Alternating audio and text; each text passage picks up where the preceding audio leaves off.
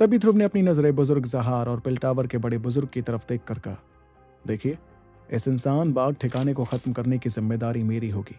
हमारे गठबंधन को ताकतवर लोगों की जरूरत है जो इस जगह को अंधेर नगरी के हमलों से बचा सके। अगर हमारे हमले के दौरान उन लोगों ने हम पर हमला कर दिया, इसलिए मैं उम्मीद करता हूं कि बुजुर्ग जहार और बड़े बुजुर्ग इस जगह की रखवाली करेंगे। इस पर आचार्य ने थोड़ी झिझक के साथ ध्रुव से कहा, ध्रुव, मैं तुम्हारे साथ चलूंगा। इंसान बाग ठिकाने का पता बहुत ही खुफिया है। ऐसे में नक्शा होने के बावजूद उसे ढूंढना बहुत ज्यादा मुश्किल साबित होगा। आचार्य की बात सुनकर ध्रुव पहले तो थोड़ा झिझकने लगा, लेकिन फिर उसने हामी भरी। ध्रुव के साथ 4 सितारों वाली विद्वान करिश्मा थी, जिसकी मदद से मध्य इलाके में ऐसे बहुत से लोग नहीं थे जो ध्रुव को किसी खतरे में खड़ा कर पाते। यहाँ तक कि अंधेरी नगरी का लीडर तक बहुत आसानी से करिश्मा को हराने में कामयाब नहीं होता। इसी के साथ आचार्य अपनी दाढ़ी सहलाने लगे और उनकी आंखों में भी एक जानलेवा चमक दिखाई देने लगी और उन्होंने ध्रुव और उसके साथियों की तरफ देखकर, अब जो कि हमने फैसला कर ही लिया है, इसलिए अब तुम लोग कुछ दिनों के लिए आराम कर लो। उसके बाद हम इंसान बाग ठिकाने पर धावा बोल देंगे। वो और ध्रुव बहुत वक्त पहले अंधेरी नगरी से दूर भागते आ रहे थे, लेकिन अब उन्होंने फैसला कर लिया था, जितना बहुत हुआ, अब वो सामने आकर अंधेरी नगरी को भागने पर मजबूर कर देंगे। अंधेरी नगरी ने उन्हें इतना परेशान किया था कि जब तक वो लोग 100 बार अपना बदला नहीं ले लेते, तब तक उनके दिल को सुकून नहीं मिलता। इतने में अचानक ध्रुविका भागती हुई ध्रुव के पास आई और गले लग गई। वहीं ध्रुव ने भी झुककर उसे गले लगाया, जिससे उसके चेहरे पर बड़ी सी मुस्कुराहट दिखाई देने लगी। इस दौरान ध्रुविका की बड़ी बड़ी आंखें आसपास देख रही थीं और वो हिनिसा को ढूंढ रही थी। तभी ध्रुव ने उसे समझाते हुए कहा, फिलहाल वो ट्रेनिंग कर रही है ध्रुविका, लेकिन जैसे ही वो अपनी ट्रेनिंग पूरी कर देगी तो वो यहाँ आ जाएगी। तभी आचार्य विदुर ने मुस्कुराते हुए ध्रुव को बताया, ट्रेनिंग की रफ्तार बहुत ही लाजवाब होती है। महज आधे साल में ही ये अपने शरीर में बहती शक्तियों को अच्छी तरह काबू कर पा रही है। मुझे तो समझ ही नहीं आता कि कोई इतनी कम उम्र में इतना ताकतवर शक्ति पूर्वज कैसे हो सकता है। आचार्य के मुंह से ये बात सुनकर ध्रुव अपना सर हिलाने लगा। उसे याद था कि शक्ति पूर्वज रैंक पर पहुंचने के लिए उसे कितनी मुश्किलों का सामना करना पड़ा था और कितनी कड़ी ट्रेनिंग से होकर गुजरना पड़ा था। लेकिन आखिर में ध्रुविका को ना इस कड़ी ट्रेनिंग से होकर गुजरना पड़ा और ना ही मुश्किलों का सामना करना पड़ा। इसके बावजूद वो ताकत के इस मुकाम पर पहुंच गई थी। इतने में आचार्य ने ध्रुविका की तरफ हंसते हुए देखा, और तो और इस बच्ची को गोलियां बनाने में भी काफी दिलचस्पी है। मैं तो सोच रहा हूँ कि जैसे ये इतनी बड़ी होगी तो मैं इसे फूल मंत्रा सिखा दूंगा। उसके बाद मैं इसकी मदद कर इसे दिव्य रोशनियां भी दिलवा दूंगा और उसे काबू करने में भी इसकी मदद करूंगा। ये सुनकर ध्रुव ने मुस्कुराते हुए कहा, आप सही में ध्रुविका से बहुत प्यार करते हैं आचार्य। इतना कहकर उसने ध्रुविका को पास ही खड़ी करिश्मा के हाथों पकड़ा दिया। इस दौरान करिश्मा और ध्रुविका बड़ी बड़ी आंखों से एक दूसरे को देखती रहीं। इतने में अचानक ध्रुव के हाथों में एक बोतल दिखाई देने लगी, जिसके अंदर सुनहरे रंग का लिक्विड नजर आ रहा था। वो लिक्विड सिर्फ एक बूंद जितना था, लेकिन उसकी चमक बहुत ज्यादा थी और उसमें से बेहद खतरनाक शक्तियां महसूस की जा सकती थी। उस बोतल को देखते ही आचार्य विदुर के चेहरे पर हैरानी नजर आने लगी, क्योंकि वो भी उस एक बूंद में छुपी शक्तियों को महसूस कर पा रहे थे। इस हैरानी में उन्होंने ध्रुव से सवाल किया, ये क्या है ध्रुव? इस पर ध्रुव ने मुस्कुराते हुए आचार्य को जवाब दिया, ये उस ताकतवर योद्धा के खून की बूंद है आचार्य, जो शक्तिदेव बनने से महज आधा कदम दूर था। अगर आप इसे पी लेते हैं तो मेरे हिसाब से आपके लिए जल्द से जल्द विद्वान रैंक पर पहुंचना ज्यादा मुश्किल नहीं होना चाहिए। ध्रुव की बात सुनकर आचार्य ने बहुत ध्यान से वो बोतल उससे हासिल की। उसके बाद वो कुछ निशाना मेरा बोतल के अंदर रखी निशाना कहाँ गया? ठंड के मौसम में काम भी नहीं कर रहे आप यार। वो सोच रहे थे कि वो चीज कुछ ज्यादा ही बेशकीमती और अनोखी थी और उससे ध्रुव को ज्यादा फायदा होता। इस दौरान ध्रुव ने उनके चेहरे की झिझक देखी और वो समझ गया कि आचार्य के जहन में क्या चल रहा था। इस बात के चलते ध्रुव ने मुस्कुराकर उनसे कहा, आचार्य, मैं इसकी एक बूंद पहले ही पी चुका हूँ। अगर मैं इस बूंद को भी पी लूंगा तो भी मुझे इससे ज्यादा फायदा नहीं होगा। इसलिए मुझे लगता है कि जिस दौरान हम लोग आराम कर रहे हैं, आपको इस बूंद को पीकर ट्रेनिंग करनी चाहिए। फिर हम लोग आपकी ट्रेनिंग के बाद आदमी बाग ठिकाने चलेंगे और हम मध्य इलाके से उस जगह का नामो निशान ही मिटा देंगे। इतना कहकर वो और बाकी सभी उस दरबार से जाने लगे और आचार्य विदुर ध्रुव को वहां से जाते हुए देखने लगे। उसके बाद उन्होंने मुट्ठी कसते हुए उस बोतल की गर्माहट को महसूस किया। अगले कुछ दिनों के लिए ध्रुव टूटता तारा दल में रहा, अब जो कि उसके पास कुछ और करने को नहीं था, इसलिए वो ध्रुविका को कुछ तकनीकें सिखाने लगा और ध्रुविका की काबिलियत देखकर ध्रुव काफी ज्यादा हैरान रह गया। वाकई ध्रुविका एक अजूबा थी जो 5 दिनों तक अपने पिता के साथ वक्त बिताने से बहुत खुश थी। 6वें दिन आचार्य विदुर, जो अभी तक अपनी ट्रेनिंग में लगे हुए थे, सभी के सामने आए और उनके शरीर से निकलती शक्तियों से ध्रुव को समझ आ गया कि उन्होंने भी विद्वान रैंक का पहला सितारा हासिल कर लिया था। कायदे से ध्रुव इस बात से बहुत ज्यादा हैरान नहीं था। आचार्य के विद्वान बनने के दूसरे दिन ध्रुव और उसके साथी चुपके से टूटता तारा दल से गायब हो गए। रोशनारा गठबंधन के गिने चुने लोगों को ही मालूम था कि वो लोग अंधेर नगरी पर हमला करने के लिए गए थे। मध्य इलाके के पश्चिमी और दक्षिणी हिस्से के बीच में एक पहाड़ी इलाका था जिसका नाम था कब्रिस पहाड़ी इलाका। उस जगह के आसपास एक बेहद खतरनाक शक्ति महसूस की जा सकती थी। यहाँ तक कि उस जगह की हवा तक में लाशों की बदबू महसूस की जा सकती थी।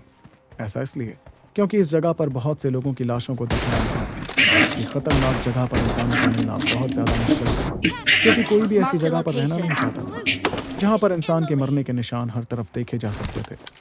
उस कब्रिस पहाड़ी इलाके में हवा की तेज आवाज सुनाई देने लगी और कुछ लोग रोशनी के साथ पहाड़ के पास दिखाई देने लगे। वो लोग वहां आकर पहाड़ी के गहरे हिस्से की तरफ देख रहे थे जहां एक अजीब सा काले रंग का पेड़ था और साथ ही उस जगह का इलाका धुंधलाहट भरा लग रहा था। इतने में उन लोगों में से एक आचार्य विदुर ने गहरे हिस्से की तरफ इशारा करते हुए कहा, बाघ ठिकाने का इंसान ठिकाना इस कब्रिस पहाड़ी इलाके के सबसे गहरे हिस्से में बना हुआ है, लेकिन उन लोगों ने यहाँ पर आयामी कवच बिछा रखा है। ऐसे में अगर कोई भी यहाँ आता तो उन लोगों को इसका पता चल जाएगा। उनकी बात सुनकर ध्रुव ने भी उस धुंधले कवच की तरफ नजर घुमाई जो असल में आयामी कवच था। उसके बाद उसने मुस्कुराते हुए करिश्मा की तरफ देखा जिसने अपना हाथ फैलाया और उस धुंधली जगह पर शक्तियों का एक बड़ा सा कवच नजर आने लगा। इतने में ध्रुव के चेहरे पर एक खौफनाक नजारा दिखने लगा और साथ ही उसकी आंखों में एक जानलेवा चमक भी थी, जिसके साथ उसने शैतानी मुस्कुराहट के साथ कहा, इस बार हम चुन चुन कर सभी को खत्म करेंगे, देखना एक भी जिंदा बचकर भागने ना पाए। उस धुंधली जगह के पीछे काले रंग का एक बड़ा सा इलाका था जिसके बीच बीच में सफेद रंग की चीजें दिखाई दे रही थीं। वो सफेद रंग की चीजें दरअसल टूटी हुई हड्डियां थी जिन्हें देखकर किसी की रूह तक कांप उठती। उस काले इलाके के बीचों बीच एक बहुत बड़ी इमारत दिखाई दे रही थी। उस बड़ी सी इमारत से बहुत सी काले रंग की जंजीरें बाहर निकल रही थी जो कि जमीन पर गड़ी हुई। इतना ही नहीं, उन काली जंजीरों से ढेर सारा काले रंग का कोहरा निकलता हुआ नजर आ रहा था। उस जगह पर एक खौफनाक खामोशी बरकरार थी जिससे किसी के भी रोंगटे खड़े हो जाते। ये खामोशी कुछ देर के लिए बरकरार रही, जिसके बाद जंजीरों से काले रंग का कोहरा बढ़ने लगा और उसमें से कुछ लोग तैयार होते हुए दिखाई दिए। वो सभी तैयार होकर एक दूसरे को देखने लगे और तभी उसमें से सबसे आगे खड़े आदमी ने भारी आवाज में कहा, चलो हम लोग चलते हैं, अब वक्त आ गया हमारा मकसद पूरा करने का। उम्मीद है कि इस बार हम बहुत सारी आत्माएं कैद करने में कामयाब रहेंगे। इतने में उसके पीछे खड़े एक आदमी ने खौफनाक अंदाज में कहा, हमसे पहले जो गुट गया था रोशनारा गठबंधन के शहरों पर हमला करने, वो भी छुपकर, वो लोग ढेर सारी आत्माएं लाने में कामयाब रहे, बल्कि उनको इस चीज के लिए पहले तामसिक बुजुर्ग से बहुत बड़ा इनाम भी मिला है। इस बार हम भी रोशनारा गठबंधन के बाकी शहरों से ढेर सारी आत्माएं लेकर आएंगे और उनसे इनाम हासिल करेंगे। याद रहे, हमें एक को भी जिंदा नहीं छोड़ना है। उसके बाद वो सभी काले कोहरे में बदलकर तेजी के साथ आगे बढ़ने लगे, लेकिन जैसे ही वो लोग आयामी कवच से बाहर निकलने वाले थे, अचानक से उनके आसपास की जगह चमक गई। फिर वो जगह टूट कर बिखर गई। इस आयाम के बिखरने पर 10 लोगों को चीखने का वक्त भी नहीं मिला और वो आयामों के सिकुड़ने पर बुरी तरह मारे गए। इतने में उस आयामी कवच में एक बहुत बड़ा गड्ढा दिखाई देने लगा जिसमें से कुछ लोग चलकर अंदर आने लगे। जैसे ही उन लोगों ने काली जमीन पर कदम रखे तो अचानक से उस बड़ी सी इमारत में से एक तेज आवाज सुनाई पड़ी। ये आवाज थी उस इमारत में लगी जंजीरों की, जिसके ऊपर मंडराते काले कोहरे में बहुत सारी आंखें दिखाई देने लगीं, जो खौफनाक इरादे के साथ ध्रुव और उसके साथियों को देख रही थी। तुम लोगों की हिम्मत कैसे हुई हमारी अंधेर नगरी में आने की? तुम लोग तो मरने वाले हो। इसके तुरंत बाद जंजीरों में से लोग बाहर आते हुए नजर आने लगे। उन्होंने कुछ कहा भी नहीं और काली रोशनी में बदलकर हर तरफ से ध्रुव और उसके साथियों पर हमला करने के लिए आगे बढ़ने लगे। वहीं हर तरफ से अंधेर नगरी वालों को अपनी तरफ आते देख ध्रुव के चेहरे पर एक अजीब सी मुस्कुराहट दिखाई देने लगी, जिसके साथ उसने तुरंत अपना मुंह खोला। ध्रुव के मुंह खोलते ही उसके मुंह से रोशनी की एक बड़ी सी लहर निकली जो हर तरफ फैलती दिखाई देने लगी।